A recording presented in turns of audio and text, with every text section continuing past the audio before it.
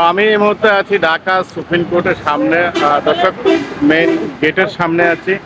গেটের সামনে থেকে আপনাদেরকে একটু দেখাচ্ছি আসলে সুপ্রিম কোর্টের সামনের যে ফটক, সেই ফটকটা আপনাদেরকে দেখাচ্ছি। তার মাঝে আরেকটা কথা বলে কি আপনাদেরকে, আমরা যারা আজকে ঢাকাতে আসছি তারা মূলত যে এখানে যারা আসছে ফিলিস্তিনের উপরে যারা হামলা করতেছে সে তীব্র নিন্দা জানানোর জন্য আজকে সুন্নি আলেমগণ এবং যারা ছিল তারা আজকের সমাবেশে ডাক দিয়েছে।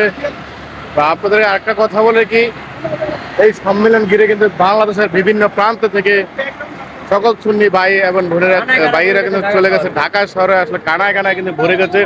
আসলে গাড়ি যেমন চাপ, এমন মানুষের অতি সংখ্যা।